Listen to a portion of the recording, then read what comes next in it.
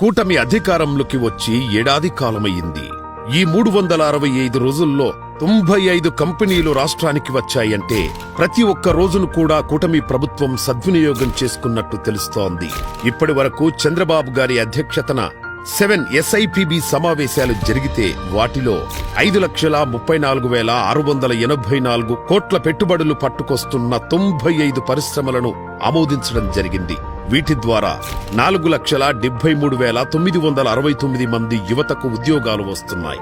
ఇవి కేవలం ఆమోదించినవి మాత్రమే. ఇంకా సంప్రదింపులు జరుపుతున్న కంపెనీలు చాలా ఉన్నాయి.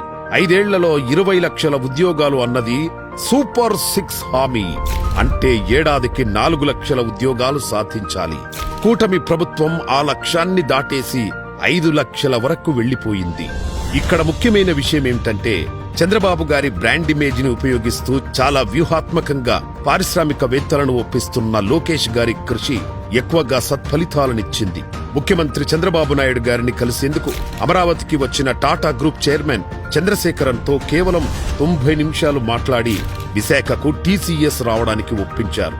కేవలం 30 రోజుల్లోనే రిలయన్స్ సంస్థ చేత 65,000 కోట్ల పెట్టుబడులను పెట్టించేందుకు ఒప్పించడం, ఒకే ఒక్క జూమ్ కాల్ తో ఉక్కు దిగ్గజ సంస్థలైన అర్సెలార్ మిట్టల్, నిప్పన్ స్టీల్ వారి 1,40,000 కోట్ల సంయుక్త పెట్టుబడులు సాధించడం అంటే మామూలు విషయం కాదు. ఈ ఏడాది కాలంలో రాష్ట్రానికి వచ్చిన పెట్టుబడుల్లో సుమారు 1,90,000 కోట్ల పెట్టుబడులను, 3,12,000 ఉద్యోగాలను లోకేష్ గారు ఒంటి చేత్తో సాధించుకువచ్చారు అంటే అతిశయోక్తి కాదు. అందుకే నారా లోకేష్ గారిని జాబ్ క్రియేటర్ ఇన్ చీఫ్ గా పేర్కొంది బిజినెస్ స్టాండర్డ్ పత్రిక. అంతేకాదు, మరోవైపు 41 నియోజకవర్గాల్లో కొత్త MSME పార్కులకు శంకుస్థాపన చేశారు. 9 నియోజకవర్గాల్లో MSME పార్కులు ప్రారంభించారు. ప్రభుత్వం నుండి DSE ద్వారా 16,346 పోస్టులు, 6,100 పోలీస్ నియామకాలు జరిపించారు. సిడ్ యాప్, APSSDC ద్వారా ఇప్పటి వరకు 82,736 ఉద్యోగాలు కల్పించడం జరిగింది. 175 నియోజకవర్గాల్లో 1,164 జాబ్ మేళాలు నిర్వహించి తద్వారా 61,991 మందికి ఉద్యోగాలు కల్పించడం మరో ఘనత. ఇక పరిశ్రమలు ఎక్కడెక్కడొస్తున్నాయని చూస్తే చంద్రబాబు గారి అభివృద్ధి వికేంద్రీకరణ ఎలా ఉంటుందో తెలుస్తుంది. వచ్చిన పెట్టుబడుల్లో 3వ వంతు పెట్టుబడులను రాయలసీమ ప్రాంతానికి కేటాయించడం విశేషం. ఉత్తరాంధ్రకు IT కంపెనీలను, సీమకు ఎలక్ట్రానిక్స్ మరియు రెన్యూవబుల్ ఎనర్జీ కంపెనీలను, అమరావతికి క్వాంటమ్ వ్యాలీ, కోస్తాకు విద్యా సంస్థలు, హోటళ్లు, హాస్పిటల్స్, గోదావరి జిల్లాలకు ఆక్వా, విజయనగరం జిల్లాలకు ఫుడ్ ప్రాసెసింగ్ కంపెనీలను తెచ్చి అన్ని ప్రాంతాల సర్వతోముఖాభివృద్ధికి బాటలు వేస్తున్నారు చంద్రబాబు గారు.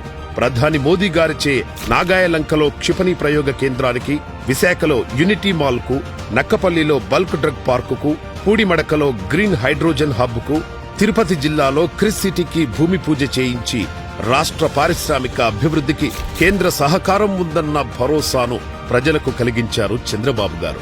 జగన్ హయాంలో రాష్ట్రం వైపు చూడ్డానికి ఇష్టపడని అంతర్జాతీయ దిగ్గజ పారిశ్రామిక ప్రతినిధులు ఇప్పుడు ఆంధ్రప్రదేశ్ కు క్యూ కడుతున్నారంటే చంద్రబాబు గారి brand image, speed of business అన్న లోకేష్ గారి నినాదం, కార్యదక్షత, కేంద్ర సహకారం ఇవన్నీ ముఖ్య కారణాలు.